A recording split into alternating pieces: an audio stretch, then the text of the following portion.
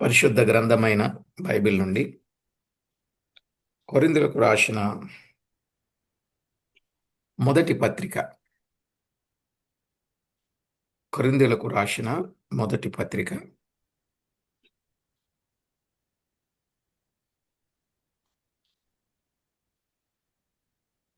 4వ అధ్యాయం మొదటి నుండి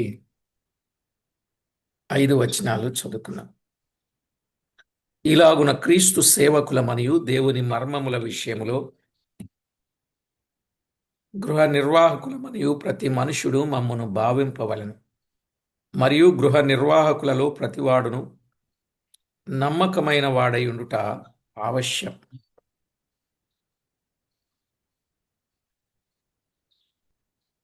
మీ చేతనైనను ఏ మనుషుని చేతనైనను నేను విమర్శింపబడుట నాకు మిక్కిలి అల్పమైన సంగతి. నన్ను నేనే విమర్శించుకొనను. నాయందు నాకు ఏ దోషమును కానరాదు. అయినను ఇందువలన నీతిమంతుడనుగా ఎంచబడను. నన్ను విమర్శించువాడు ప్రభువే. కాబట్టి సమయము రాకమునుపు, అనగా ప్రభువు వచ్చు వరకు దేనిని గూర్చియు తీర్పు తీర్చకుడి. ఆయన అంధకారమందలి రహస్యములను వెలుగులోనికి తెచ్చి హృదయములలోని ఆలోచనలను బయలుపరచునప్పుడు ప్రతివానికిని తగిన మెప్పు దేవుని వలన కలుగును. చదవబడిన దైవలేఖనం కొరకై ప్రార్థన చేసి వాక్యాన్ని ధ్యానం చేద్దాం. ప్రార్థన చేసుకుందాం. పరమందు ఆసీనుడవైన మా దేవా, సర్వాధికారి అయిన మా ప్రియ ప్రభువా, మీ ఘననామానికి వందనములు, స్తోత్రములు, స్తుతులు చెల్లిస్తున్నాం.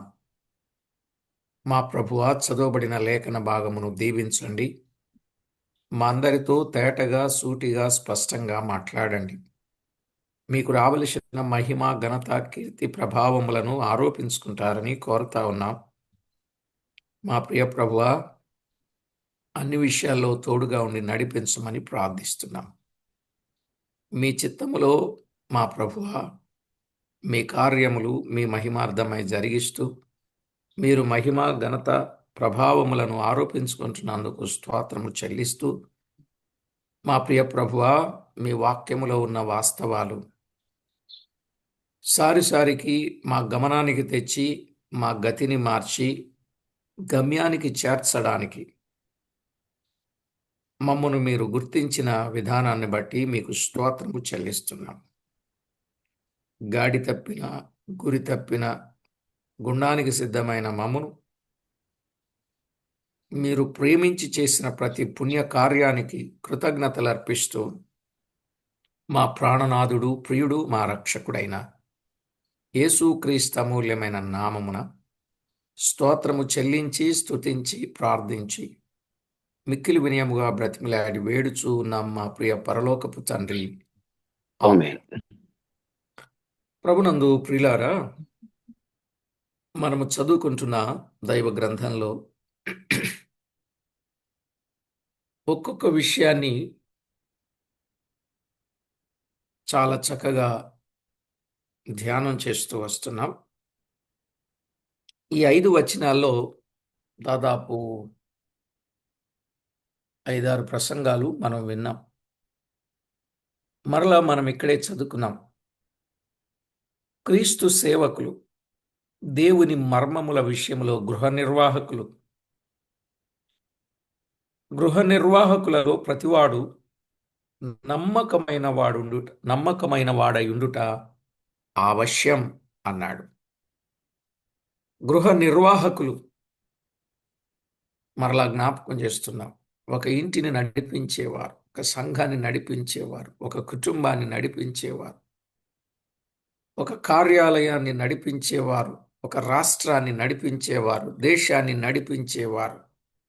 ఇలా ఎవరైతే ఉన్నారో వారికి అప్పగించబడిన గృహం, ఆ గృహానికి వారు పాలకులు. వారు దానిని చక్కగా పరిపాలన చేయాలి. ప్రజలకు నష్టం రాకుండా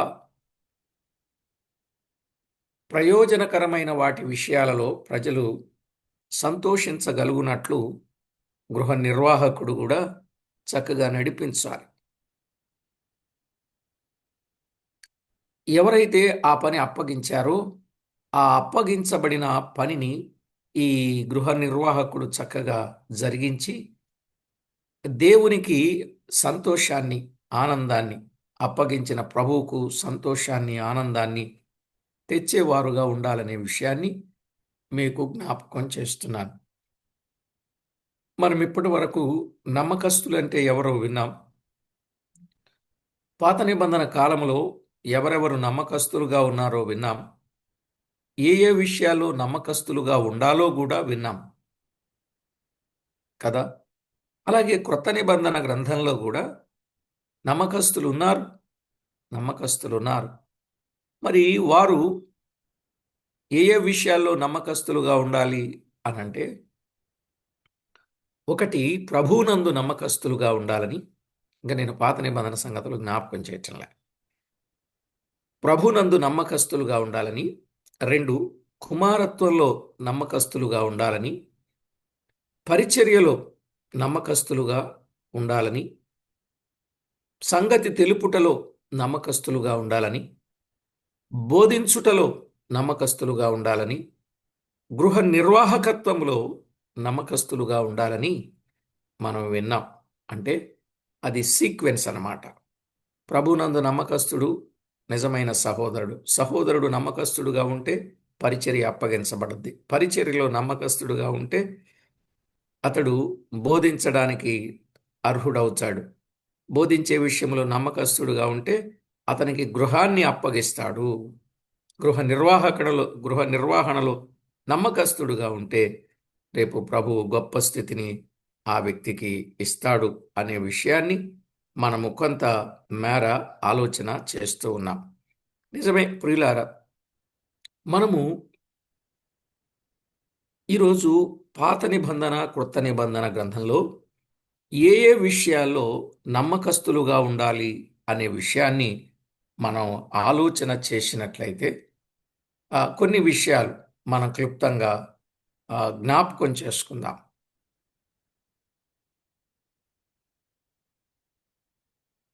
రాజుల రెండవ గ్రంథం. రాజుల రెండవ గ్రంథం 12వ అధ్యాయం 15వ వచనం.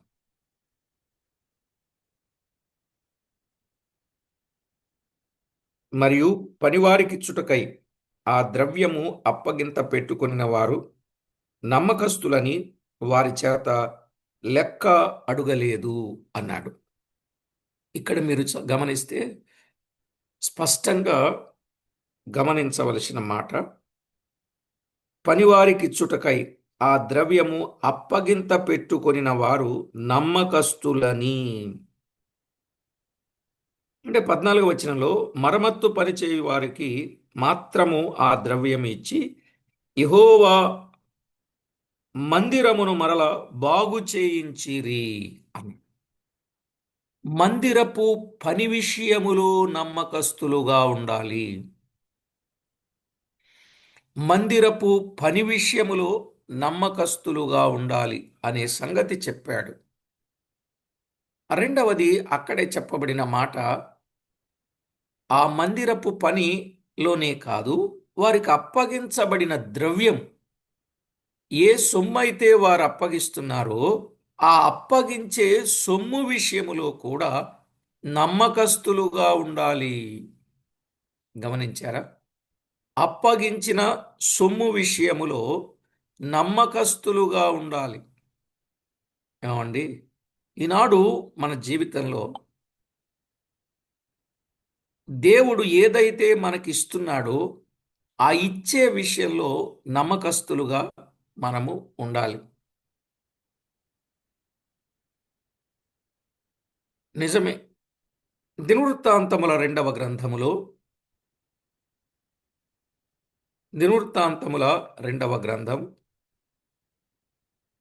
31వ అధ్యాయం 18వ వచనం. 31:18లో, అనగా నమ్మకమైన వారై తమ్మును తాము లేక తమ్మును ప్రతిష్ఠించుకొనిన లేవీలకును తమ పిల్లలతోనూ భార్యలతోనూ కుమారులతోనూ కుమార్తెలతోనూ అనే మాట మనం చూస్తున్నాం. వీరేం చేశారు? వీరేం చేశారు? 17వ వచనం, 20 సంవత్సరములు మొదలుకొని అంతకు పై వయస్సు గలవారై వంతుల చొప్పున సేవ చేయుటకు తమ తమ పితరుల వంశముల చొప్పున ఆ, యాజకులలో సరిచూడబడిన లేవీలకు అనగా నమ్మకమైన వారై తమ్మును ప్రతిష్ఠించుకొనిన. దేవుని కొరకు తమ్మును తాము ప్రతిష్ఠించుకున్నటలో నమ్మకస్తులు. దేనికి ప్రతిష్ఠించుకున్నారు? అక్కడ చెప్పారు, సేవ చేయుటకు అన్నారు. అంటే సేవ చేయుటలో నమ్మకస్తులుగా ఉండాలి.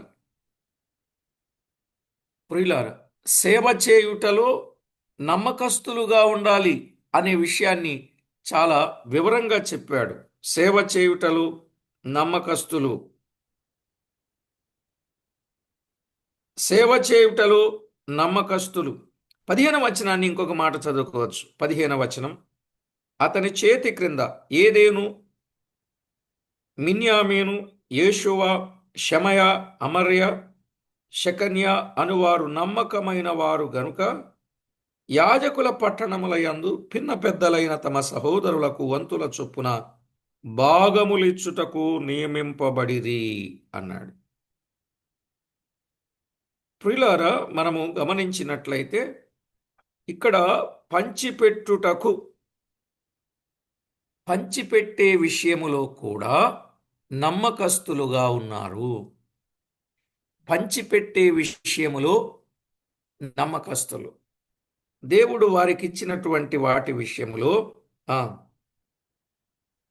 14లో చెప్పాడు, తూర్పు తట్టు ద్వారము వద్ద పాలకుడును ఇన్నో కుమారునకు లేవీయుడైన కోరే యెహోవా కానుకలను అతి పరిశుద్ధమైన వాటిని పంచిపెట్టుటకు అన్నాడు. యెహోవా కానుకలను, యెహోవా కానుక అంటే అది అతి పరిశుద్ధమైనది.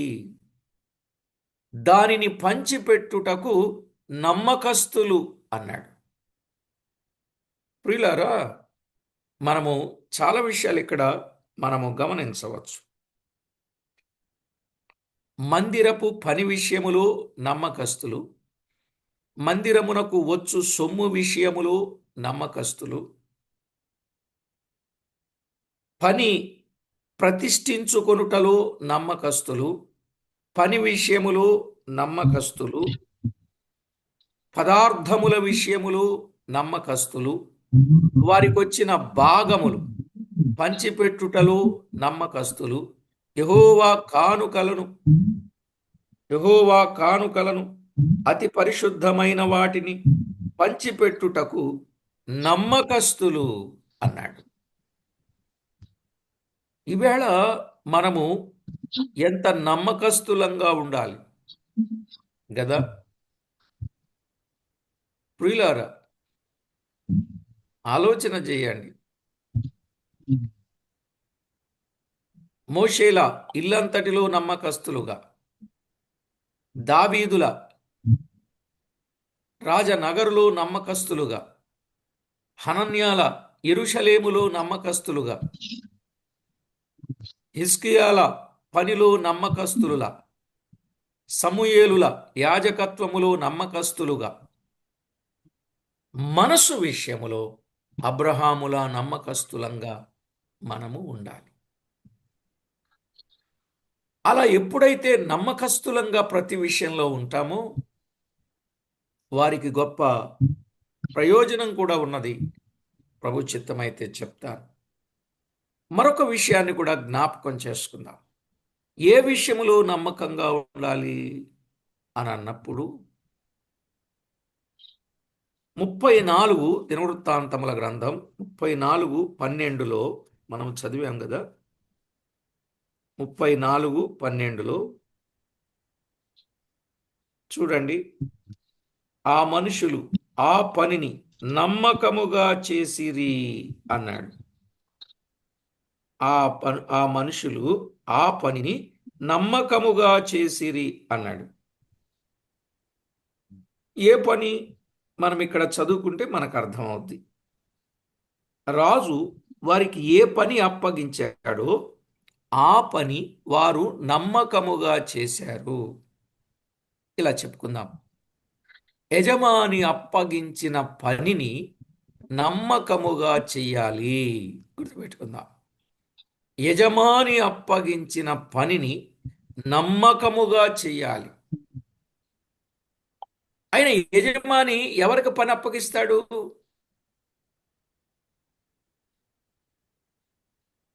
ఎవరికి పని నమ్మ అప్పగిస్తాడండి? నమ్మకమైన వారికి అంతే. నమ్మకంతో. మరి నమ్మకమైన వారికి నమ్మి పని అప్పగిస్తే ఈ పని నమ్మకమైన వారు ఎలా చేయాలి?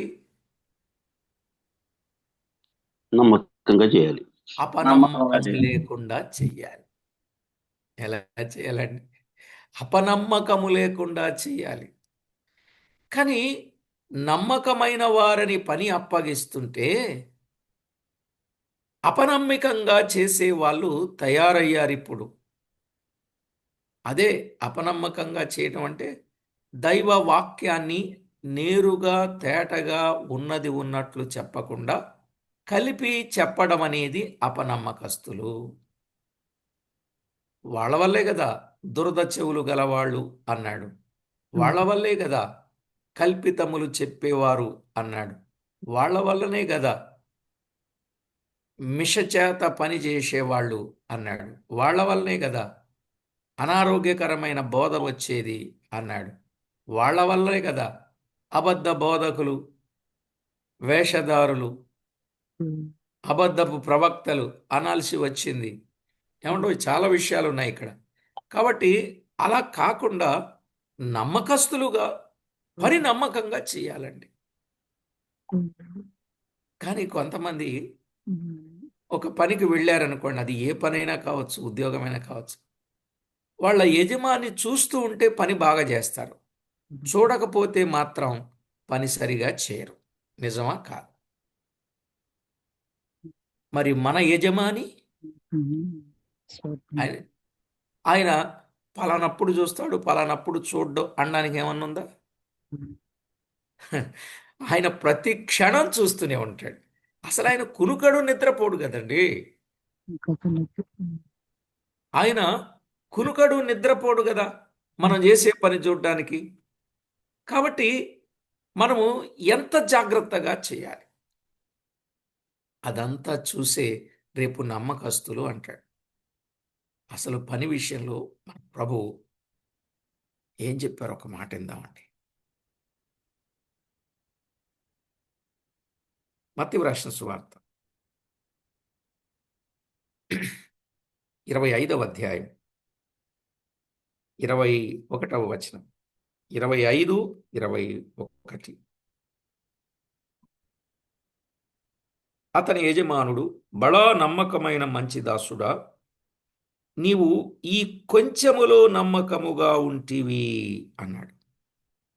ఏ విషయంలో నమ్మకంగా ఉండాలండి? ఏ విషయంలో అండి? కొంచెములో కూడా నమ్మకముగా ఉండాలి. కొంచెంలో కూడా, కొంచెములో కూడా నమ్మకంగా ఉండాలని. ఎక్కడా తేడా రాకూడదు. కొంచెంలో కూడా నమ్మకం కలిగి ఉండాలి. ప్రియులారా, మన జీవితంలో మనం నేర్చుకోవలసిన సత్యం కొంచెములో నమ్మకంగా ఉండాలి. లూకా సువార్త. ఇక్కడ నమ్మకంగా ఉండేవానికి ఫలితం ఏంటో చూద్దాంలేండి. 1-2 వచనాల తర్వాత జ్ఞాపకం చేసుకుందాం. 16వ అధ్యాయం. కొంచెములోనూ నమ్మకంగా ఉండాలి. 16వ అధ్యాయం 12వ వచనం. లూకా సువార్త 16:12. మీరు పరుల సొమ్ము విషయములో నమ్మకముగా ఉండని ఎడల మీ సొంతమైనది మీకు ఎవడిచ్చును అన్నాడు. ఇక్కడేమన్నాడు? పరుల సొమ్ము విషయములో అన్నాడు. దానికి ముందు పై వచనం 10వ వచనం చదువుకుందాం. 16:10. మిక్కిలి కొంచెములో నమ్మకముగా ఉండువాడు ఎక్కువలోనూ నమ్మకముగా ఉండును అన్నాడు. మిక్కిలి కొంచెములో నమ్మకంగా ఉంటే ఆ వ్యక్తి ఎక్కువలోనూ నమ్మకంగా ఉంటాడు అని చెప్పాడండి కదా. కొంచెములో నమ్మకంగా ఉన్న వ్యక్తి అతడు ఎక్కువలో కూడా నమ్మకస్తుడుగా ఉండగలడట. అసలు ఇంకొక విషయం, ఇక్కడ గొప్ప రహస్యం ఏంటంటే, కొంచెములో నమ్మకంగా ఉండేవారిని ఎక్కువ బాధ్యత ఆయనకు అప్పగిస్తాడు, ఎక్కువ సొమ్ము అప్పగిస్తాడు.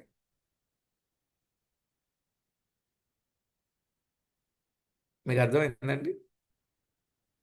కొన్నిసార్లు ఇంట్లో మనకి ఎవరో ఒకళ్ళు వచ్చిపోతూ ఉంటారు. వాళ్ళు నమ్మకస్తులు కాదు అని కొన్నిసార్లు మనకు తెలియకుండానే, మనకు కొన్నిసార్లు తెలిసి కొంత సొమ్ము లెక్క పెట్టుకొని టేబుల్ మీదో ఎక్కడో ఏదో ప్లేస్లో అలా పెట్టి అలా వదిలేస్తారు. వదిలేస్తే తెలిసిపోద్ది వాళ్ళు ఎలాంటి వాళ్ళు. ఒక్కొక్కసారి కొంచెం కొంచెం తీయొచ్చు అందులో, ఒకసారి అంతా కూడా తీసేయచ్చు. నిజమా కాదండి? కొంచెం తీయొచ్చు అంటే మనకు అనుమానం రాకుండా ఉండడానికి మనం లెక్క మర్చిపోతామనే ఉద్దేశంతో అలా కొంచెం కొంచెం తీస్తూ ఉంటారు. ఓ రూ. 10, ఓ రూ. 100, ఓ 500 అలా మనం పెట్టిన సొమ్మును బట్టి అలా తీస్తూ ఉంటారు. ఇక తర్వాత మర్చిపోయామనుకుని అవసరమైతే మొత్తం తీసేయచ్చు. అప్పుడు మనకు అర్థం అవుద్ది వాళ్ళు నమ్మకస్తులా కాదని. అలాగే మన ప్రభువు కూడా మనకి కొంచెం పని అప్పగిస్తాడు, అందులో ఎంత నమ్మకంగా ఉన్నామో చూస్తాడు. ఇప్పుడు నమ్మకంగా ఉన్నామనుకోండి, మొత్తం ఇచ్చేస్తారు. చూడండి, నేను కూడా నాతో ప్రయాణం చేసే వాళ్ళు ఉంటారు. నేను ఈ ఆయిల్ కానీ, పెట్రోల్ కానీ, గ్యాస్ కానీ అట్లా ఏదన్నా అక్కడ ఆగిన తర్వాత హోటల్లో బిల్ అని ప్రయాణాలు చేసేటప్పుడు, బ్రదర్ ఇది ఖర్చు పెట్టండి అని వాళ్ళ జేబులో పెడతా.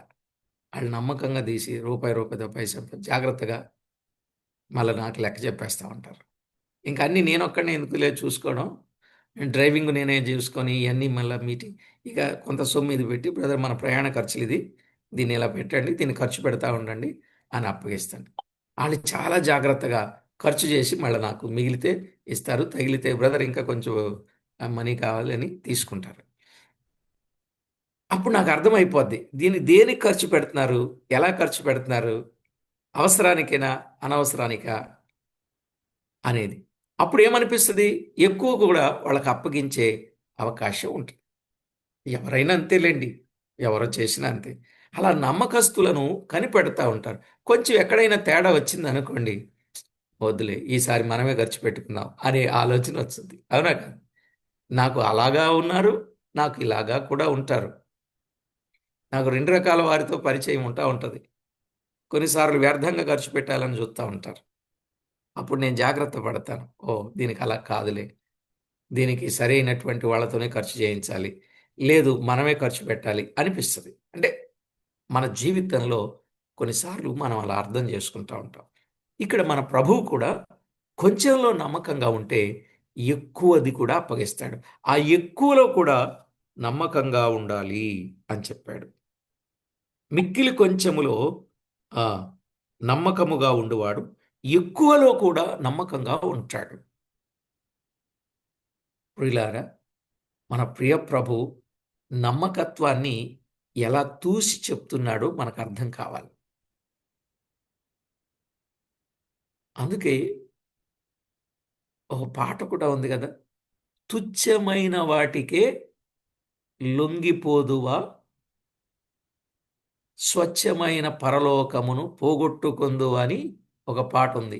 సేవకుడా నీ భాగ్యం ఎంత గొప్పది, సేవ చేయు నీ బ్రతుకు ధన్యమైనది. ఎంతమందికి వచ్చిందండి ఆ పాట? సేవకుడా నీ భాగ్యం ఎంత గొప్పది, సేవ చేయు నీ బ్రతుకు ధన్యమైనది. సేవకుడా నీ భాగ్యం ఎంత గొప్పది, సేవ చేయు నీ బ్రతుకు ధన్యమైనది. తుచ్చమైన లొంగిపోదువా, నిత్యమైన పరలోకం పోగొట్టుని పాట భలే బాగుంటుంది. నేను చూస్తే మొత్తం పాడగలను. కాబట్టి చిన్న చిన్న ప్రలోభాలకు కృంగిపోతావా, ఉన్నత బహుమానాన్ని కోల్పోతావని ఆ పాటలో ఉంది. చిన్న చిన్న ప్రలోభాలకు ఏమైపోతున్నారండి? లొంగిపోయి ఉన్నత బహుమానాలు పోగొట్టుకుంటారు. ఏమండి, మనకి ఎంతమంది తెలుసండి 2,000, 3,000, 5,000 తీసుకొని నెలకి ₹1,00,000 శాలరీని కోల్పోయిన వాళ్ళు లేరా మన కళ్ళ ముందు? చెప్పలేమండి.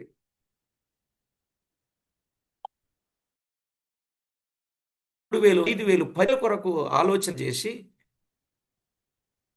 నెలకి ₹1,00,000, 2,00,000, 3,00,000 శాలరీని కోల్పోయి సస్పెండ్ అయిపోయిన వాళ్ళు ఎంతమంది ఉన్నారు? అదే, కొంచెంలో నమ్మకత్వం లేకపోతే పెద్దవాటిని పోగొట్టుకుంటారనడానికి ఇదొక సాదృశ్యం. కనుక ప్రభు పిల్లలమైన మనం కూడా చిన్న చిన్న వాటిలో నమ్మకంగానే ఉండాలండి. ప్రతి విషయంలో మాట కానీ, ఆలోచన కానీ, ఊహ కానీ, ఉద్దేశం కానీ, కార్యం కానీ. ఆ కింద చెప్పాడు కదా 12వ వచనంలో, మీరు పరుల సొమ్ము విషయములో నమ్మకముగా ఉండని ఎడల మీ సొంతమైనది మీకు ఎవడిచ్చును అన్నాడు. పరుల సొమ్ము విషయములో, కొన్నిసార్లు పరుల సొమ్ము మన చేతికి వచ్చుద్ది. మన చేతికి వచ్చినప్పుడు ఆ సొమ్ము విషయంలో మనం నమ్మకస్తులంగా ఉండాలి. అలా నమ్మకస్తులంగా లేమనుకోండి, తర్వాత మళ్ళీ ఎవరిస్తారు? ఎవరు? అందుకే సొమ్ము విషయంలో చాలా నమ్మకంగానే ఉండాలి. ఎందుకంటే గొప్ప సాక్ష్యాన్ని కూడా ఇట్టే తీసివేసేది ఏదండి? సొమ్మే. నిజమా కదా? మంచి సాక్ష్యాన్ని పాడు చేసేది సొమ్మే ప్రియులారా. కనుక ప్రతి విషయంలో మనము చాలా జాగ్రత్తగా ఆలోచన చేయవలసిన వారమై ఉన్నాం. కనుక ఏది ఏమైనా ప్రభు పిల్లలమైనటువంటి మనం సొమ్ము విషయంలో, ఏమండి, మనకొచ్చిన సొమ్ము విషయంలో, అంటే దేవుడిచ్చిన సొమ్ము విషయంలో కూడా మనం ఎలా ఉండాలి? నమ్మకస్తులంగా ఉండాలి. దేవుడిచ్చిన సొమ్ము అది మీ కష్టార్జితమే, అది మీ ప్రయాసే, అది మీ పనిని బట్టి వచ్చిన ఫలితమే. మీరు డ్యూటీనా, ఓటీనా, ఏం చేస్తున్నారో తెలియదు. ఏదైనా సరే దేవుడిచ్చిందే. ఆ ఇచ్చిన సొమ్ము విషయంలో కూడా మీరు నమ్మకస్తులుగా ఉండాలి. అంటే దేవుని సొమ్ము దేవునికి ఇచ్చేయాలండి. మీరు ఎక్కడ దాచుకోవడానికి వీల్లేదు. అది మీరు ఉపయోగించడానికి వీల్లేదు. అది ఎవరెవరి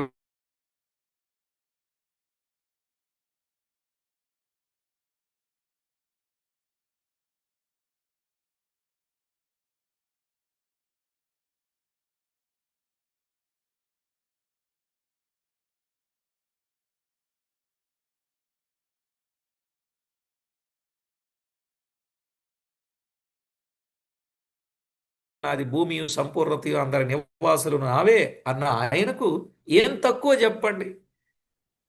భవిష్యత్ చేయగలరు. అసలు అన్ని ఇచ్చేది ఆయనే కదా. మనకి ఏం కావాలంటే అది అడిగితే ఇచ్చే దేవుడు. అలా అడిగితే ఇచ్చే దేవుడు మళ్ళీ ఆయనకి ఎందుకు ఇమ్మన్నాడు? ఓకే, దేవుడు అన్నీ మనకు ఇచ్చేవాడై ఉన్నప్పుడు ఇప్పుడు మన నుండి ఆయన ఎందుకు ఆశిస్తున్నాడు? ఎందుకు ఆశిస్తున్నాడు? ఇప్పుడు ఆయనే మనకు సర్వాన్ని ఇస్తున్నాడు, సమస్తాన్ని ఇస్తున్నాడు, సర్వ సమృద్ధిని ఇస్తున్నాడు. మరి ఇచ్చేటప్పుడు మనల్ని ఎందుకు ఇమ్మన్నాడు? అదే మన నమ్మకత్వం ఏంటనేది. ఎందుకంటే అన్ని విషయాల్లో నమ్మకంగానే ఉంటారు కానీ సొమ్ము విషయంలో మాత్రం ఎలా ఉంటారండి? శాలరీ రాగానే మనకు అన్నీ కనపడతాయి. ఏం కనపడతాయి? ఇంటి అది దగ్గర నుండి, పాల బాకీ దగ్గర నుండి, కిరాణా బిల్లు దగ్గర నుండి, పిల్లల ఫీజు దగ్గర నుండి, హౌస్ ట్యాక్స్ దగ్గర నుండి, ఒకటి కాదు, ఇంకా వచ్చింది సరిపోనట్టుగా ఇంకా కొంత అప్పు చేయాలరా అన్నట్టుగా కనపడతాయి మనకున్న పరిస్థితులు. అసలు అవన్నీ ఎందుకు అలా వచ్చాయి అనంటే, ఏమండి, ఆ పరిస్థితి మనకి ఎందుకు వచ్చిందంటే మనం కొంచెంలో నమ్మకస్తులంగా లేము కనుక అలా. ఎందుకంటే మన దేవుడు ఆయన ఇచ్చిన ఏ వాగ్దానమైనా అవునన్నట్టుగానే ఉంటుంది కానీ కాదన్నట్టుగా ఉండదు. అవునా కాదా? ఆయన వాగ్దానం ఏంటి? నువ్వు తలగా ఉంటావు కానీ తోకగా ఉండవన్నాడు. అవునా కదా? నువ్వు పైవాడిగా ఉంటావు కానీ క్రింది వాడుగా ఉండవన్నాడు. నిజమా కాదా? నువ్వు అప్పిస్తావు కానీ అప్పు చేయవు అన్నాడు. నిజమా కాదా? మరి ఇప్పుడు ఇవన్నీ మనం చేస్తున్నామంటే దాని అర్థం ఏంటి? నమ్మకంగా లేము అని. అంతేనంటారా? పెద్ద ఆయన స్టాంప్ వేసేసారంతే. ఇంకా దీన్ని తిరిగి తీసుకునేది కాదు. కనీసం ఎప్పటి నుంచి అయినా సరే నమ్మకస్తులుగా ఉంటే మన దేవుడు మనలను విడిచిపెట్టడండి. నమ్మకమైనటువంటి వారి విషయంలో ఖచ్చితంగా. సరేలేండి, ఒక మాట చెప్పి నేను ముగించే ప్రయత్నం చేస్తాను. తిమోతికి వ్రాసిన మొదటి పత్రిక, తిమోతికి వ్రాసిన మొదటి పత్రిక 3వ అధ్యాయం 11వ వచనాన్ని మనం చదువుకున్నాం. 3వ అధ్యాయం 11వ వచనం. అటువలే పరిచర్య చేయు స్త్రీలును మాన్యులై, కొండెములు చెప్పని వారును, మితానుభవము గలవారును, అన్ని విషయములలో నమ్మకమైన వారునై ఉండవలెను. ఇక్కడ సోదరుల కొరకే చెప్పినట్టుంది కానీ ఈ 3వ అధ్యాయం మొదటి నుండి మనము 13 వచనాలు చెప్పుకుంటూ వస్తే ఇక్కడ సేవకులున్నారు, పెద్దలున్నారు, పరిచారకులున్నారు, పరిశుద్ధులున్నారు, స్త్రీలున్నారు, పురుషులున్నారు. బహుశా ఈ మాట అందరికీ అని మనం ఆలోచన చేద్దాం, ఒక్క స్త్రీలకే కాదు. ఏమంట ఆ మాట?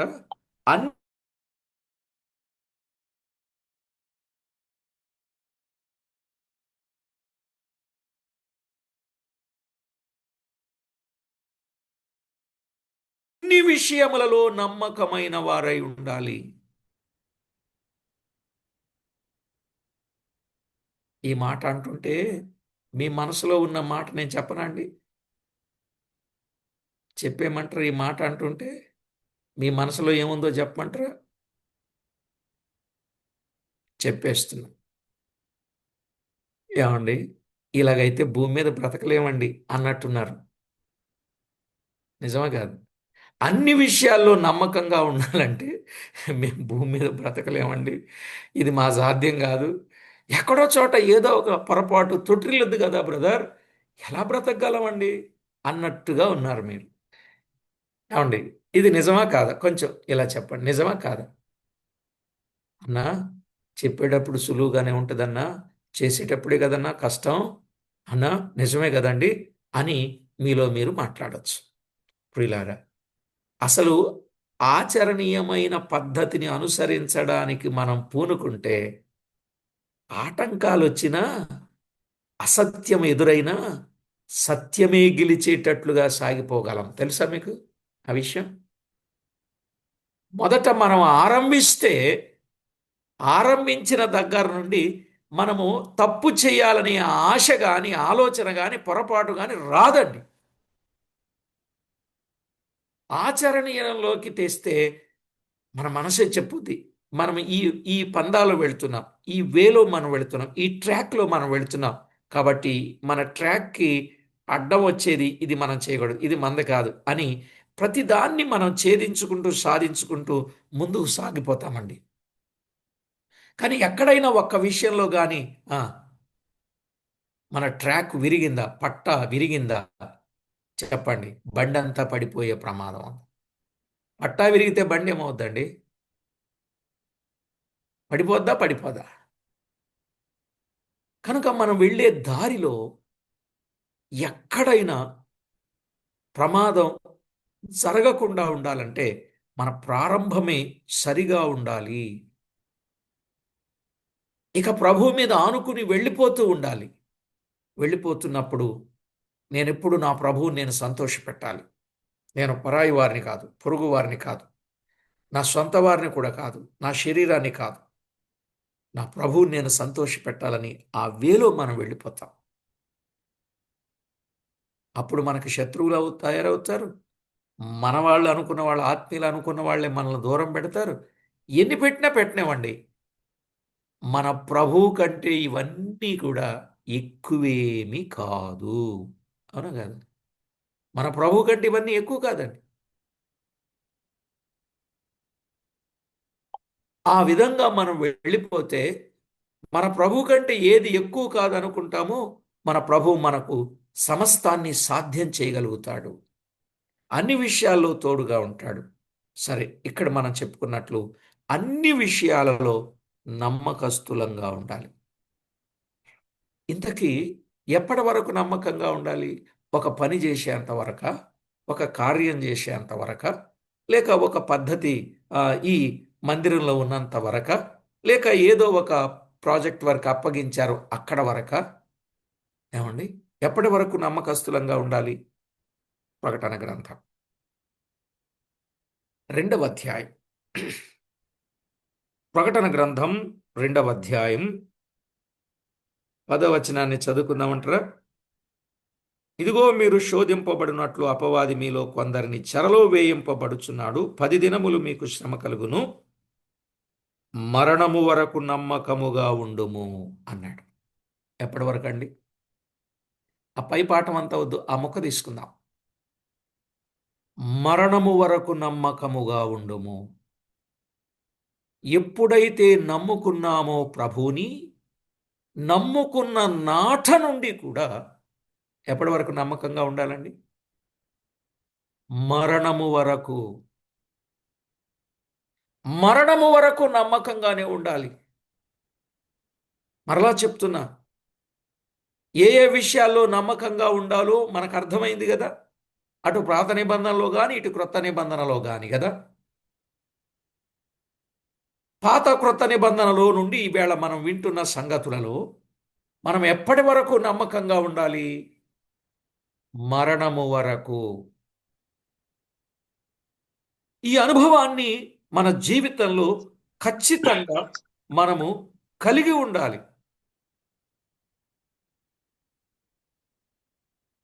మరణము వరకు నమ్మకంగా ఉండాలండి.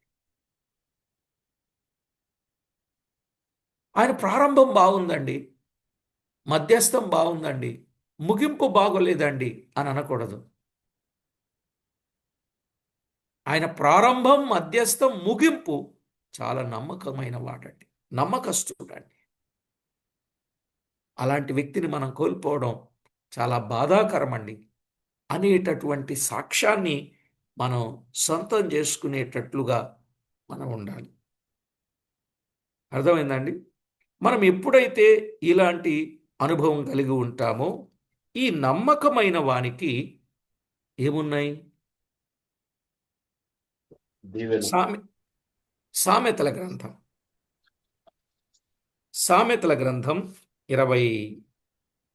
28వ అధ్యాయం. సామెతల గ్రంథం 28వ అధ్యాయం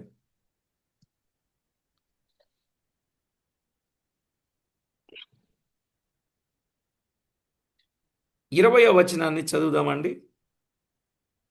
20వ వచనం. నమ్మకమైన వానికి దీవెనలు మెండుగా కలుగును అన్నాడు. నమ్మకమైన వానికి దీవెనలు మెండుగా కలుగును. ధనవంతుడగుటకు ఆతురపడువాడు శిక్ష నొందకపోడు అన్నాడు. ధనవంతులగుటకు ఆతురపడి శిక్ష పొందుతాడట. కానీ నమ్మకమైన వానికి దీవెనలు మెండుగా కలుగును. ఏమండి, ప్రభు మాట మీరు నమ్మితే నమ్మిన ప్రతివారు నమ్మకంగా జీవించాలి. నమ్మకమైన వానికి మెండైన దీవెనలు కలుగును అన్నాడు. ఎంత గొప్ప మాట అండి! నమ్మకమైన వానికి మెండైన దీవెనలు ఉన్నాయి. అందుకే ప్రియులారా, నమ్మకస్తులుగా కనీసం ఇదిగో ఈ ప్రాస్పరిటీ, ఈ మాటను బట్టి అయినా సరే మనం దేవుని విషయంలో ఎలా ఉండాలి? నమ్మకమైన వారంగా ఉండాలి. ఇంకెక్కడా కూడా మనుషులు కానీ, మన మనస్సాక్షి కానీ మనల్ని తప్పు అనేటట్టుగా ఉండకూడదండి. నమ్మకస్తులు అంటే అదే కదా, మనుషులు కానీ మన సాక్షి కానీ మనల్ని ఇది తప్పు అని చెప్పేటట్లుగా మన జీవితం ఉండకూడదు. ఇది మనం గుర్తు చేసుకుందాం. ఏమండి, ప్రభువాక్యంలో వ్రాయబడిన వాస్తవిక సత్యాలు మనం గుర్తుపెట్టుకుందామండి. కనుక దేవుని పిల్లలమైన మన జీవితంలో నమ్మకమైన వానికి మెండైన దీవెనలు అన్నాడు. ఇంకొక మాట చెప్తాను. నమ్మకమైన వానికి మత్తయి వ్రాసిన సువార్తలో 25, 21 ఇందాక చదువుకున్నాం, మళ్ళా చదువుకుందాం. 25, 21లో అతని యజమానుడు, బడా నమ్మకమైన మంచి దాసుడా, చూడండి మంచి సాక్ష్యం, నీవు ఈ కొంచెములో నమ్మకముగా ఉంటివి కనుక నిన్ను అనేకమైన వాటి మీద నియమించెదను అన్నాడు. ఏమండి, ఒకటి మెండైన దీవెనలు కలుగుతాయి, 2 మంచి సాక్ష్యము దొరుకుతుంది, 3 అనేకమైన వాటి మీద నిన్ను నియమించెదను. అనేకమైన వాటి మీద ఇంకా అవి ఒక చోట అన్నాడు 5 పట్టణాలు అన్నాడు, మరొక చోట 10 పట్టణాలు అన్నాడు, ఇక్కడ అనేకమైన వాటి మీద అన్నాడు. ఇక అనేకం, నమ్మకస్తుడుగా ఉంటే అనేకమైన వాటి మీద నిన్ను నియమిస్తాను. మాత్రమే కాదు, 5వది, నీ యజమానుని సంతోషములో పాలు పొందుమని అతనితో చెప్పెను. యజమానుని సంతోషములో పాలు రేపు ఎవరికి దొరుకుద్దండి? ఎవరికి దొరుకుద్దండి? యజమానుని సంతోషములో పాలు ఎవరికి దొరుకుద్ది? నమ్మకంగా ఉన్నవారికి. ఆ మాట అంటుంటేనే గుండెల నిండా సంతోషం వస్తుంది, హృదయంలో ఆనందం పొంగుతుందండి. నమ్మకమైన వానికి మెండైన దీవెనలు ఉన్నాయి. నమ్మకమైన వానికి రేపు మంచి సాక్ష్యం ప్రభువు చెప్తాడు. నమ్మకమైన వానిని అనేకమైన వాటి మీద నియమిస్తాడు. నమ్మకమైన వానికి యజమానుని సంతోషములో పాలున్నది. బహుశా ఇలా ఎప్పుడు మీరు ధ్యానం చేశారో లేదో నాకు తెలియదు. చేశారండి? ఇలాగా ఇలా ధ్యానం చేశారండి? చెప్పండి. ఈ వరుసలో ధ్యానం చేశారా ఇట్లా ఎవరైనా?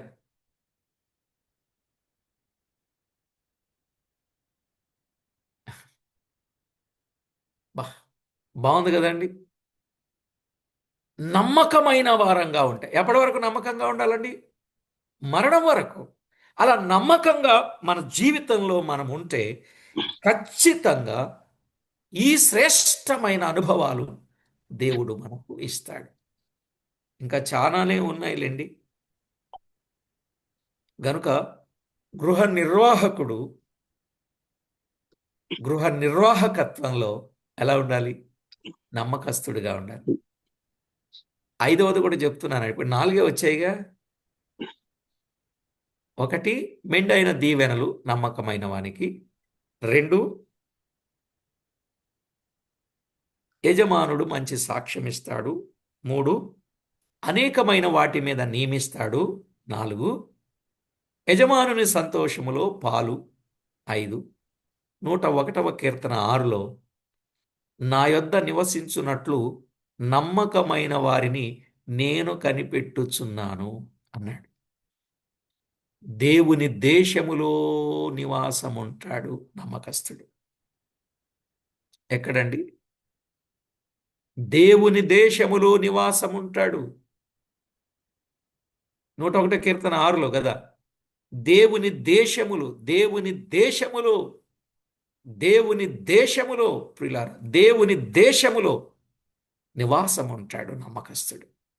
ఈ నమ్మకత్వం లేనోళ్ళు ఉన్నారే, ఈ లోకంలో అబద్ధాలాడి అన్యాయం చేసి మోసం చేసి దగా చేసి కొంతమంది సేవ అని పేరు చెప్పి సొమ్ము పోగు చేసుకొని ఇష్టమనుసారమైన జీవితాన్ని జీవిస్తూ ఉన్నవారు ఉన్నారే, రేపు వీళ్ళు ఎక్కడుంటారు చెప్పండి? నమ్మకత్వం లేకపోతే రేపు వీళ్ళందరూ రేపు ఎక్కడుంటారు? ఏమండి? రేపు వీళ్ళందరూ ఎక్కడుంటారు? రేపు నీవెక్కడుంటావు? ఇదే ప్రశ్న. ఇక ముగించేస్తా. రేపు వీళ్ళ సంగతి ఏంటి? నమ్మకత్వం ఉందా అండి? ఇప్పుడు ఫారిన్ ఫండ్ తేవాలి అని అంటే దానికి ఒక అబద్ధాలు రాయాలి.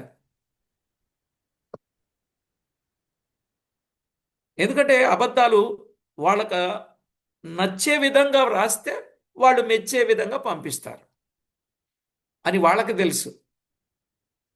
వీళ్ళు అబద్ధాలు రాశారని పంపించే వాళ్ళకి కూడా తెలుసు. ఇప్పుడు ఎక్కడ చూసినా ఏమైందంటే బిజినెస్ అయిపోయింది. అక్కడక్కడ ఫండ్ కలెక్ట్ చేస్తున్నారు, ఇంత మందికి ఇన్ని స్థలాలకు పంపిస్తున్నామని చెప్తున్నారు. అక్కడ వాళ్ళు అలా చెప్పి పోగు చేస్తారు. ఇక్కడ వీళ్ళకి ఇలా పంపిస్తారు. వీళ్ళు ఇంత చేస్తున్నాం అంత చేస్తున్నామని రిపోర్ట్ వాళ్ళకి ఇస్తూ ఉంటారు. ఆ రిపోర్ట్ని బట్టి వీళ్ళకి సపోర్ట్ వస్తూ ఉంటుంది. ఆ రిపోర్ట్ అంతా రైట్ రిపోర్టేనా రాంగ్ రిపోర్టా? రేపు వీళ్ళ పరిస్థితి ఏంటి? మనలో మనము ఆలోచన చేస్తేనే మనకు అర్థమైపోతుంది. ఇక వెలుపల వారు మనల్ని ఏమనుకుంటారు? కనుక ప్రభునందు ప్రియులారా, మనము ప్రతి విషయంలో నమ్మకస్తులంగా ఉండడం నేర్చుకోవాలి. ఫర్ ఎగ్జాంపుల్, నమ్మకంగా ఉన్నాడు గనుకని దానియేలు గాని ముగ్గురు బాలురు గాని వారు బందీలుగా వచ్చినా బానిసలుగా వచ్చినా బబులోనుకు వారు వచ్చారు. వారు నమ్మకం పదార్థాల విషయంలో కూడా నమ్మకంగా ఉన్నారు. ఆ పదార్థము చేత తమ్మును తాము అపవిత్రపరచుకొనకుండా నమ్మకంగా ఉన్నారు. అవునా కదా? 1:8. ఆ కారణం చేత దేవుడు ఏం చేశాడు? పాలకులనుగా చేశారు. పై విచారణకర్తలు పాలకులు వీరే. నేను ఆ గ్రంథం చెప్పేటప్పుడు చెప్తానండి, రాజులేమో రాలిపోయారు, బాలురేమో బాసులయ్యారని. నిజమా కదా? 4 రాజులు, 4 బాలురు కదా? 4 బాలురు, 4 రాజులు. ఈ 4 రాజులు రాలిపోయారు, బాలురు బాసులయ్యారు. కారణం నమ్మకత్వం. ఇది చాలా గొప్ప పాఠం అండి. నేను అందుకే 3-4 రోజులు చెప్పాను ఈ విషయాన్ని. 4 డేస్ అండి, 4 డేస్ చెప్పాను ఈ పాఠాన్ని మీకు. అవునా కదా? 4 రోజులు చెప్పానండి ఈ పాఠాన్ని. నమ్మకస్తులంగా ఉండాలండి. బెనిఫిట్స్ ఉన్నాయండి, బెనిఫిట్స్ ఉన్నాయి. కనుక ప్రతి ఒక్కరూ నమ్మకస్తులుగా ఉండడం నేర్చుకుందాం. ఏ విషయంలోనైనా సరే, ప్రతి విషయంలోనైనా సరే. ప్రకటించిన నేను పడిపోకుండానట్లు ప్రార్థన చేయండి. ప్రసంగం విన్న మీరు ప్రతి విషయంలో ఇక నుండి నమ్మకంగా ఉండునట్లు సిద్ధపడండి. ఎందుకంటే చాలాసార్లు బోధించిన వారు బోల్తా పడుతున్నారు, లేదా అండి? చెప్పిన వారు చెడిపోతున్నారండి. అందుకే తాను నిలుచున్నాను అనుకున్నవాడు పడిపోకుండానట్లు తాను జాగ్రత్తగా చూసుకోవాలా వద్దా? కొరింథీ పత్రికలో చెప్పాడు. తాను నిలుచున్నాను అనుకునేవాడు పడిపోకుండానట్లు జాగ్రత్తగా చూసుకోవాలి. అలా జాగ్రత్తే. 1 ప్రార్థన, 2 ప్రవర్తన. 1 ప్రార్థన, 2 ప్రవర్తన. ప్రవర్తనకేమో వాక్యం,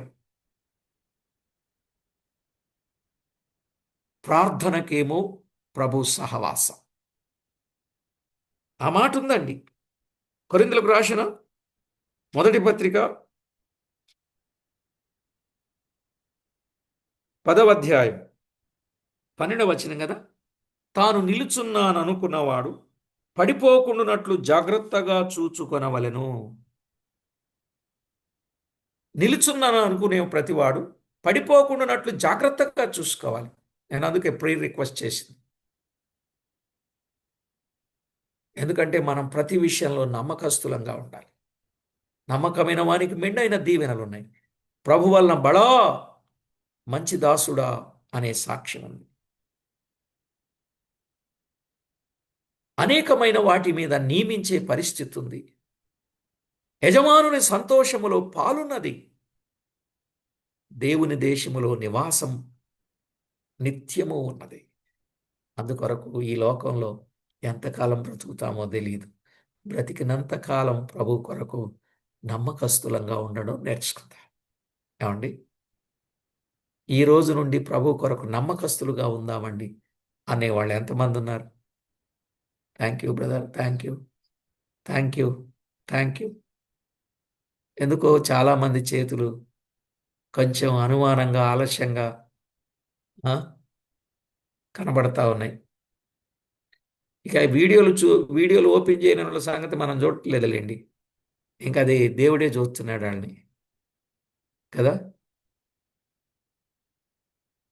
ప్రియులారా, మన జీవితంలో నమ్మకస్తులంగా ఉండకపోతే ఇంతటి గొప్ప ప్రతిఫలాలు పొందుకోకుండా పోగొట్టుకుంటాం.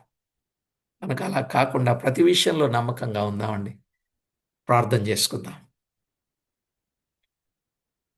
నమ్మకమైన మా ప్రభువా, మీ ఘననామానికి స్తోత్రము చెల్లిస్తున్నాం. నమ్మదగని వారమైన మమ్మును మీరు పిలిచి నమ్మకమైన వారిగా మమ్మను చేయడానికి మీరు చేసిన పుణ్యకార్యం కొరకు స్తోత్రం. మా ప్రభువా, మమ్మను మీరు ప్రేమించారు. మీ కృపతో జ్ఞాపకం చేసుకున్నారు. మా దేవా, నమ్మకమైన వారికి ఎన్ని ప్రయోజనాలు ఉన్నాయో, ఏ విషయాల్లో నమ్మకస్తులంగా ఉండాలో మాకు తేటగా మీరు చెప్పారు. ఆ ప్రకారంగా మేము జీవించుటకు దినదినము అనుదినము మమ్మను మీరు సిద్ధపరచండి. కృపతో జ్ఞాపకం చేసుకోండి. అన్ని విషయాల్లో మీరు మాకు తోడై ఉండి నడిపించండి. పొరపచ్చులు లేని జీవితం, యథార్థమైన జీవితం, నమ్మకమైన జీవితం మేము కలిగి ఉండడానికి సహాయం చేయండి. ప్రభువా, ఈ కూడికలో ఇప్పటి వరకు ఎవరైనా మిమ్మల్ని నమ్మని వారుంటే నమ్ముకొని, నమ్మిన వారు నమ్మకంగా జీవిస్తూ, నమ్మకంగా జీవించేవారు నమ్మని వారికి మిమ్మల్ని నమ్ముకోమని ఆ ప్రకటన చేసే సిద్ధపాటు ప్రతి వారికి దయచేయమని కోరుచు, ఈ కూడికలో ఎంతమంది నమ్మకస్తులున్నారో మీరు ఎరుగుదురు గనుక వారందరికీ రావలసిన ప్రతిఫలం మీరు అనుగ్రహింప చేయమని, మరణము వరకు నమ్మకస్తులుగా జీవించుట మాకు నేర్పించమని కోరుచు. మా ప్రాణనాథుడు, ప్రియుడు, రక్షకుడు, ప్రార్థన ప్రవర్తన మా జీవితంలో ప్రాముఖ్యంగా ఉండి ఎక్కువగా మీతోనే గడిపే అనుభవాలు కలిగి ఉండడానికి సహాయపడమని కోరుచు. మా ప్రభు అయిన క్రీస్తు యేసు అమూల్యమైన నామమున స్తోత్రము చెల్లించి స్తుతించి ప్రార్థించి మిక్కిలి వినయముగా బ్రతిమిలాడి వేడుచున్నాం మా పరమ తండ్రి. ఆమేన్. చేయగలరు.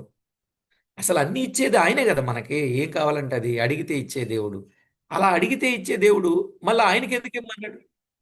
ఓకే, దేవుడు అన్నీ మనకు ఇచ్చేవాడై ఉన్నప్పుడు ఇప్పుడు మన నుండి ఆయన ఎందుకు ఆశిస్తున్నాడు? ఎందుకు ఆశిస్తున్నాడు? ఇప్పుడు ఆయనే మనకు సర్వాన్ని ఇస్తున్నాడు, సమస్తాన్ని ఇస్తున్నాడు, సర్వ సమృద్ధిని ఇస్తున్నాడు. మరి ఇచ్చేటప్పుడు మనల్ని ఎందుకు ఇమ్మన్నాడు? అదే మన నమ్మకత్వం ఏంటనేది. ఎందుకంటే అన్ని విషయాల్లో నమ్మకంగానే ఉంటారు, కానీ సొమ్ము విషయంలో మాత్రం ఎలా ఉండరండి? శాలరీ రాగానే మనకు అన్నీ కనపడతాయి. ఏం కనపడతాయి? ఇంటి అది దగ్గర నుండి, పాల బాకీ దగ్గర నుండి, కిరాణా బిల్లు దగ్గర నుండి, పిల్లల ఫీజు దగ్గర నుండి, హౌస్ ట్యాక్స్ దగ్గర నుండి, ఒకటి కాదు, ఇంకా వచ్చింది సరిపోనట్టుగా ఇంకా కొంత అప్పు చేయాలరా అన్నట్టుగా కనపడతాయి మనకున్న పరిస్థితులు. అసలు అవన్నీ ఎందుకు అలా వచ్చాయి అనంటే, ఏమండి, ఆ పరిస్థితి మనకి ఎందుకు వచ్చిందంటే మనం కొంచెంలో నమ్మకస్తులంగా లేము కనుక అలా. ఎందుకంటే మన దేవుడు ఆయన ఇచ్చిన ఏ వాగ్దానమైనా అవునన్నట్టుగానే ఉంటుంది కానీ కాదన్నట్టుగా ఉండదు. అవునా కాదా? ఆయన వాగ్దానం ఏంటి? నువ్వు తలగా ఉంటావు కానీ తోకగా ఉండవన్నాడు. అవునా కదా? నువ్వు పైవాడిగా ఉంటావు కానీ క్రింది వాడుగా ఉండవన్నాడు. నిజమా కాదా? నువ్వు అప్పిస్తావు కానీ అప్పు చేయవు అన్నాడు. నిజమా కాదా? మరి ఇప్పుడు ఇవన్నీ మనం చేస్తున్నామంటే దాని అర్థం ఏంటి? నమ్మకంగా లేము అని. అంతేనంటారా? పెద్ద ఆయన స్టాంప్ వేసేసారంతే. ఇంకా దీన్ని తిరిగి తీసుకునేది కాదు. కనీసం ఎప్పటి నుంచి అయినా సరే నమ్మకస్తులుగా ఉంటే మన దేవుడు మనలను విడిచిపెట్టడండి. నమ్మకమైనటువంటి వారి విషయంలో ఖచ్చితంగా. సరేలేండి, ఒక మాట చెప్పి నేను ముగించే ప్రయత్నం చేస్తే, తిమోతికి వ్రాసిన మొదటి పత్రిక, తిమోతికి వ్రాసిన మొదటి పత్రిక 3వ అధ్యాయం 11వ వచనాన్ని మనం చదువుకున్నాం. 3వ అధ్యాయం 11వ వచనం. అటువలే పరిచర్య చేయు స్త్రీలును మాన్యులై, కొండెములు చెప్పని వారును, మితానుభవము గలవారును, అన్ని విషయములలో నమ్మకమైన వారునై ఉండవలెను. ఇక్కడ సోదరుల కొరకే చెప్పినట్టుంది కానీ ఈ 3వ అధ్యాయం మొదటి నుండి మనము 13 వచనాలు చెప్పుకుంటూ వస్తే ఇక్కడ సేవకులున్నారు, పెద్దలున్నారు, పరిచారకులున్నారు, పరిశుద్ధులున్నారు, స్త్రీలున్నారు, పురుషులున్నారు. బహుశా ఈ మాట అందరికీ అని మనం ఆలోచన చేద్దాం, ఒక్క స్త్రీలకే కాదు. ఏమంట ఆ మాట?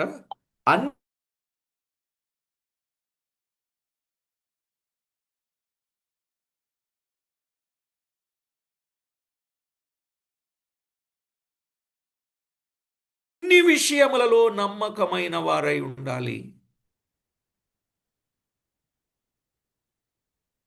ఈ మాట అంటుంటే మీ మనసులో ఉన్న మాట నేను చెప్పనండి? చెప్పేమంటారు? ఈ మాట అంటుంటే మీ మనసులో ఏముందో చెప్పమంటారా? చెప్పేస్తున్నా. ఏమండి, ఇలాగైతే భూమి మీద బ్రతకలేమండి అన్నట్టున్నారు. నిజమే కాదు? అన్ని విషయాల్లో నమ్మకంగా ఉండాలంటే మేము భూమి మీద బ్రతకలేమండి, ఇది మా సాధ్యం కాదు, ఎక్కడో చోట ఏదో ఒక పొరపాటు తొట్టిల్లుద్ది కదా బ్రదర్, ఎలా బ్రతకగలమండి అన్నట్టుగా ఉన్నారు మీరు. ఏమండి, ఇది నిజమా కాదా? కొంచెం ఇలా చెప్పండి, నిజమా కాదా? అన్నా, చెప్పేటప్పుడు సులువుగానే ఉంటుందన్నా, చేసేటప్పుడే కదన్నా కష్టం అన్నా, నిజమే కదండి అని మీలో మీరు మాట్లాడచ్చు. ప్రియులారా, అసలు ఆచరణీయమైన పద్ధతిని అనుసరించడానికి మనం పూనుకుంటే ఆటంకాలు వచ్చినా, అసత్యం ఎదురైనా సత్యమే గెలిచేటట్లుగా సాగిపోగలం. తెలుసా మీకు ఆ విషయం? మొదట మనం ఆరంభించిన దగ్గర నుండి మనము తప్పు చేయాలనే ఆశ కానీ, ఆలోచన కానీ, పొరపాటు కానీ రాదండి. ఆచరణీయంలోకి తెస్తే మన మనసే చెప్పుద్ది, మనం ఈ పందాలో వెళుతున్నాం, ఈ వేలో మనం వెళుతున్నాం, ఈ ట్రాక్లో మనం వెళుతున్నాం, కాబట్టి మన ట్రాక్కి అడ్డం వచ్చేది ఇది, మనం చేయకూడదు, ఇది మంది కాదు అని ప్రతిదాన్ని మనం ఛేదించుకుంటూ సాధించుకుంటూ ముందుకు సాగిపోతామండి. కానీ ఎక్కడైనా ఒక్క విషయంలో కానీ మన ట్రాక్ విరిగిందా, పట్టా విరిగిందా చెప్పండి, బండి అంతా పడిపోయే ప్రమాదం ఉంది. పట్టా విరిగితే బండి ఏమవుద్దండి? పడిపోద్దా? కనుక మనం వెళ్ళే దారిలో ఎక్కడైనా ప్రమాదం జరగకుండా ఉండాలంటే మన ప్రారంభమే సరిగా ఉండాలి. ఇక ప్రభువు మీద ఆనుకుని వెళ్ళిపోతూ ఉండాలి. వెళ్ళిపోతున్నప్పుడు నేనెప్పుడు నా ప్రభువుని నేను సంతోషపెట్టాలి. నేను పరాయి వారిని కాదు, పొరుగు వారిని కాదు, నా సొంత వారిని కూడా కాదు, నా శరీరాన్ని కాదు, నా ప్రభువుని నేను సంతోషపెట్టాలని ఆ వేలో మనం వెళ్ళిపోతాం. అప్పుడు మనకి శత్రువులు తయారవుతారు. మన వాళ్ళు అనుకున్న వాళ్ళు, ఆత్మీయులు అనుకున్న వాళ్ళే మనల్ని దూరం పెడతారు. ఎన్ని పెట్టినా పెట్టినామండి. మన ప్రభువు కంటే ఇవన్నీ కూడా ఎక్కువేమీ కాదు. అవునా కాదు? మన ప్రభువు కంటే ఇవన్నీ ఎక్కువ కాదండి. ఆ విధంగా మనం వెళ్ళిపోతే మన ప్రభు కంటే ఏది ఎక్కువ కాదనుకుంటామో మన ప్రభు మనకు సమస్తాన్ని సాధ్యం చేయగలుగుతాడు. అన్ని విషయాల్లో తోడుగా ఉంటాడు. సరే, ఇక్కడ మనం చెప్పుకున్నట్లు అన్ని విషయాలలో నమ్మకస్తులంగా ఉండాలి. ఇంతకీ ఎప్పటి వరకు నమ్మకంగా ఉండాలి? ఒక పని చేసేంత వరక, ఒక కార్యం చేసేంత వరక, లేక ఒక పద్ధతి ఈ మందిరంలో ఉన్నంత వరక, లేక ఏదో ఒక ప్రాజెక్ట్ వర్క్ అప్పగించారు అక్కడ వరక? ఏమండి, ఎప్పటి వరకు నమ్మకస్తులంగా ఉండాలి? ప్రకటన గ్రంథం 2వ అధ్యాయం. ప్రకటన గ్రంథం 2వ అధ్యాయం 10వ వచనాన్ని చదువుకుందామంటారా? ఇదిగో, మీరు శోధింపబడినట్లు అపవాది మీలో కొందరిని చెరలో వేయింపబడుచున్నాడు. 10 దినములు మీకు శ్రమ కలుగును, మరణము వరకు నమ్మకముగా ఉండుము అన్నాడు. ఎప్పటి వరకు అండి? ఆ పై పాఠం అంతా వద్దు, ఆ మొక్క తీసుకుందాం. మరణము వరకు నమ్మకముగా ఉండుము. ఎప్పుడైతే నమ్ముకున్నామో ప్రభువుని, నమ్ముకున్న నాట నుండి కూడా ఎప్పటి వరకు నమ్మకంగా ఉండాలండి? మరణము వరకు. మరణము వరకు నమ్మకంగానే ఉండాలి. మరలా చెప్తున్నా, ఏ ఏ విషయాల్లో నమ్మకంగా ఉండాలో మనకు అర్థమైంది కదా. అటు పాత నిబంధనలో కానీ, ఇటు క్రొత్త నిబంధనలో కానీ కదా. పాత క్రొత్త నిబంధనలో నుండి ఈవేళ మనం వింటున్న సంగతులలో మనం ఎప్పటి వరకు నమ్మకంగా ఉండాలి? మరణము వరకు. ఈ అనుభవాన్ని మన జీవితంలో ఖచ్చితంగా మనము కలిగి ఉండాలి.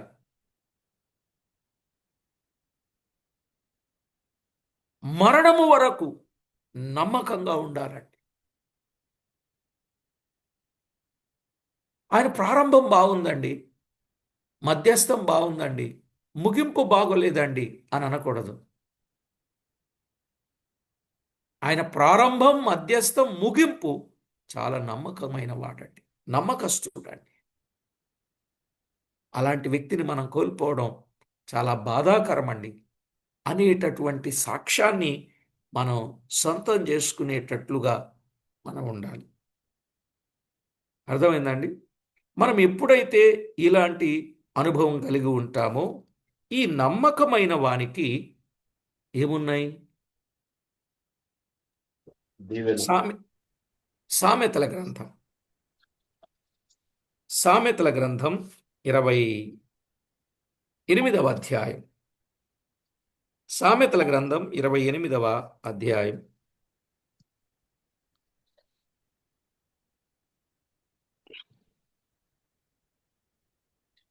20వ వచనాన్ని చదువుదామండి.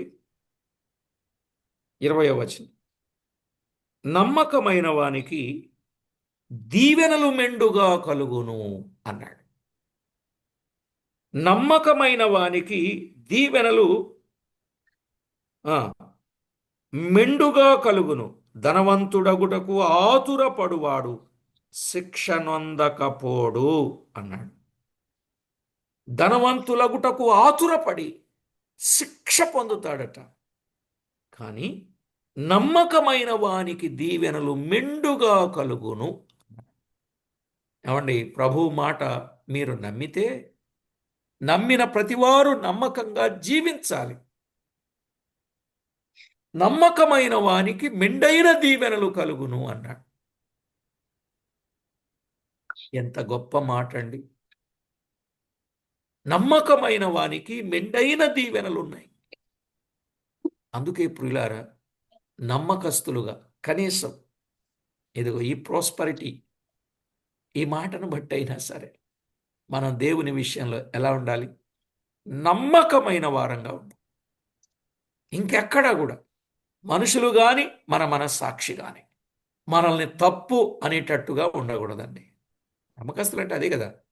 మనుషులు కానీ మనస్సాక్షి కానీ మనల్ని ఇది తప్పు అని చెప్పేటట్లుగా మన జీవితం ఉండకూడదు. ఇది మనం గుర్తు చేసుకుందాం. ఏమండి, ప్రభువాక్యంలో వ్రాయబడిన వాస్తవిక సత్యాలు మనం గుర్తుపెట్టుకుందామండి. కనుక దేవుని పిల్లలమైన మన జీవితంలో నమ్మకమైన వానికి మెండైన దీవెనలు అన్నాడు. ఇంకొక మాట చెప్తాను. నమ్మకమైన వానికి మత్తయి వ్రాసిన సువార్తలో 25, 21 ఇందాక చదువుకున్నాం, మళ్ళా చదువుకుందాం. 25, 21లో అతని యజమానుడు, బడా నమ్మకమైన మంచి దాసుడా, చూడండి మంచి సాక్ష్యం, నీవు ఈ కొంచెములో నమ్మకముగా ఉంటివి కనుక నిన్ను అనేకమైన వాటి మీద నియమించెదను అన్నాడు. ఏమండి, ఒకటి మెండైన దీవెనలు కలుగుతాయి, 2 మంచి సాక్ష్యము దొరుకుతుంది, 3 అనేకమైన వాటి మీద నిన్ను నియమించెదను. అనేకమైన వాటి మీద ఇంకా అవి ఒక చోట అన్నాడు 5 పట్టణాలు అన్నాడు, మరొక చోట 10 పట్టణాలు అన్నాడు, ఇక్కడ అనేకమైన వాటి మీద అన్నాడు. ఇక అనేకం, నమ్మకస్తుడుగా ఉంటే అనేకమైన వాటి మీద నిన్ను నియమిస్తాను. మాత్రమే కాదు, 5వది, నీ యజమానుని సంతోషములో పాలు పొందుమని అతనితో చెప్పెను. యజమానుని సంతోషములో పాలు రేపు ఎవరికి దొరుకుద్దండి? ఎవరికి దొరుకుద్దండి? యజమానుని సంతోషములో పాలు ఎవరికి దొరుకుద్ది? నమ్మకంగా ఉన్నవారికి. ఆ మాట అంటుంటేనే గుండెల నిండా సంతోషం వస్తుంది, హృదయంలో ఆనందం పొంగుతుందండి. నమ్మకమైన వానికి మెండైన దీవెనలు ఉన్నాయి. నమ్మకమైన వానికి రేపు మంచి సాక్ష్యం ప్రభువు చెప్తాడు. నమ్మకమైన వానిని అనేకమైన వాటి మీద నియమిస్తాడు. నమ్మకమైన వానికి యజమానుని సంతోషములో పాలున్నది. బహుశా ఇలా ఎప్పుడు మీరు ధ్యానం చేశారో లేదో నాకు తెలియదు. చేశారండి? ఇలా ధ్యానం చేశారండి? చెప్పండి. ఈ వరుసలో ధ్యానం చేశారా ఇట్లా ఎవరైనా?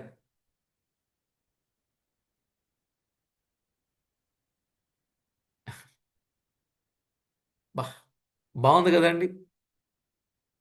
నమ్మకమైన వారంగా ఉంటాయి. ఎప్పటి వరకు నమ్మకంగా ఉండాలండి? మరణం వరకు. అలా నమ్మకంగా మన జీవితంలో మనం ఉంటే ఖచ్చితంగా ఈ శ్రేష్టమైన అనుభవాలు దేవుడు మనకు ఇస్తాడు. ఇంకా చాలానే ఉన్నాయిలేండి.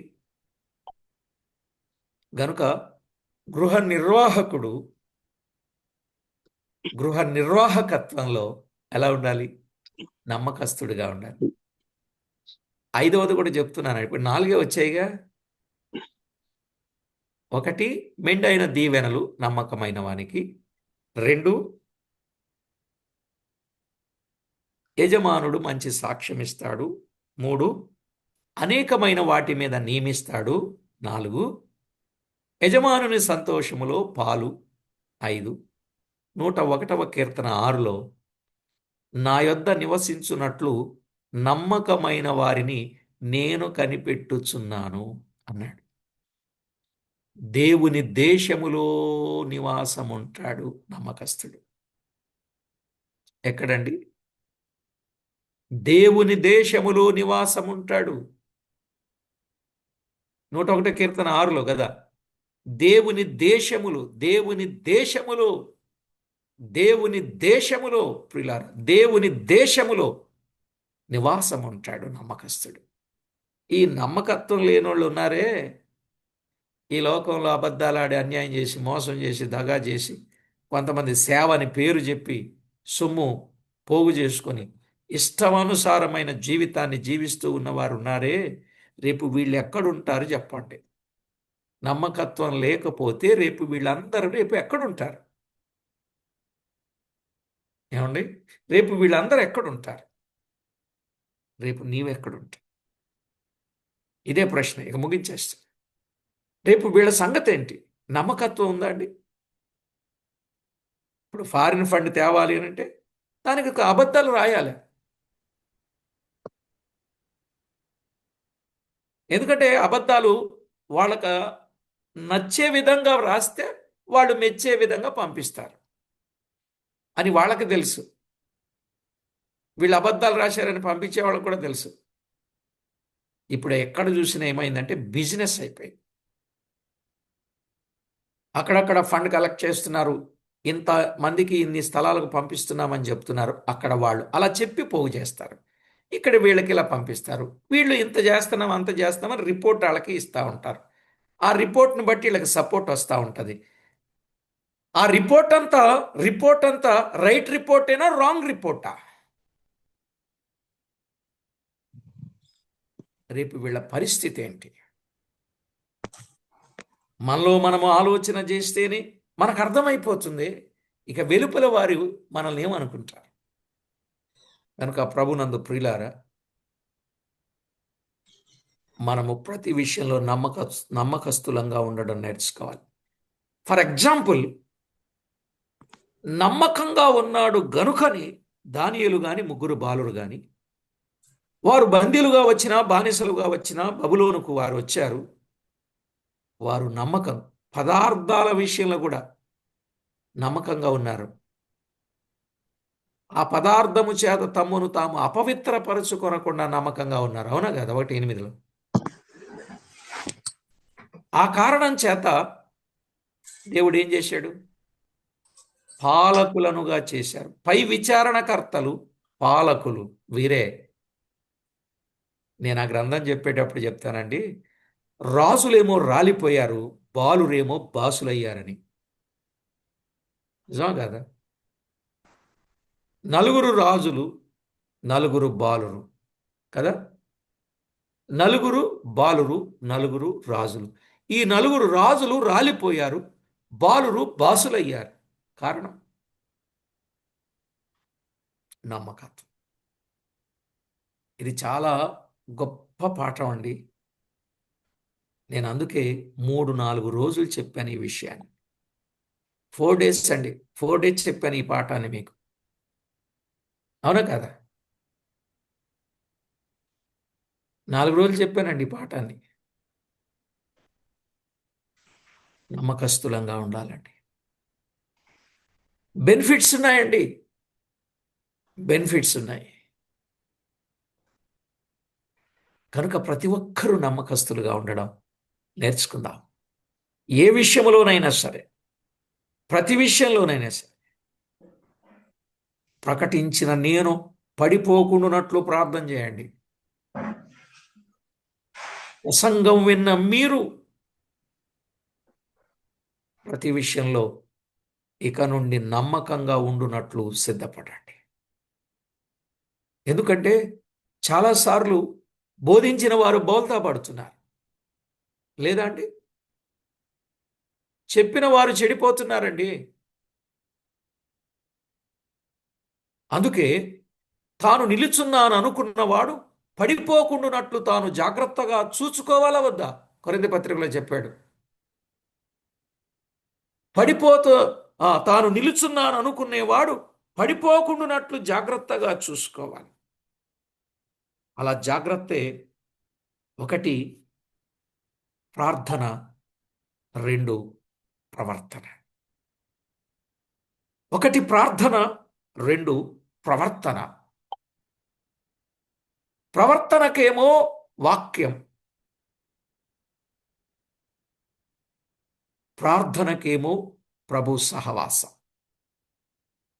ఆ మాట ఉందండి కొరింథీయులకు రాసిన 1 పత్రిక 10వ అధ్యాయం 12వ వచనం కదా. తాను నిలుచున్నాననుకున్నవాడు పడిపోకుండానట్లు జాగ్రత్తగా చూచుకొనవలెను. నిలుచున్నాను అనుకునే ప్రతివాడు పడిపోకుండానట్లు జాగ్రత్తగా చూసుకోవాలి. నేను అందుకే ప్రేయర్ రిక్వెస్ట్ చేసింది. ఎందుకంటే మనం ప్రతి విషయంలో నమ్మకస్తులంగా ఉండాలి. నమ్మకమైన వానికి మెండైన దీవెనలు ఉన్నాయి. ప్రభు వలన బడా మంచి దాసుడా అనే సాక్ష్యం ఉంది. అనేకమైన వాటి మీద నియమించే పరిస్థితి ఉంది.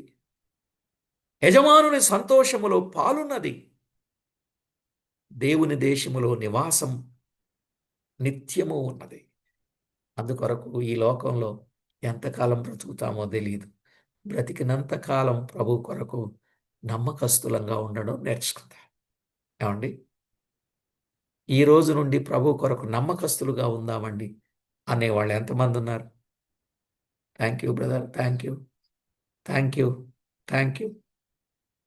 ఎందుకో చాలామంది చేతులు కొంచెం అనుమానంగా, ఆలస్యంగా కనబడతా ఉన్నాయి. ఇక వీడియోలు ఓపెన్ చేయని వాళ్ళ సంగతి మనం చూడట్లేదులేండి. ఇంకా అది దేవుడే చూస్తున్నాడు వాళ్ళని కదా. ప్రియులారా, మన జీవితంలో నమ్మకస్తులంగా ఉండకపోతే ఇంతటి గొప్ప ప్రతిఫలాలు పొందుకోకుండా పోగొట్టుకుంటాం. మనకు అలా కాకుండా ప్రతి విషయంలో నమ్మకంగా ఉందామండి. ప్రార్థన చేసుకుందాం. నమ్మకమైన మా ప్రభువా, మీ ఘననామానికి స్తోత్రము చెల్లిస్తున్నాం. నమ్మదగని వారమైన మమ్మును మీరు పిలిచి నమ్మకమైన వారిగా మమ్మను చేయడానికి మీరు చేసిన పుణ్యకార్యం కొరకు స్తోత్రం.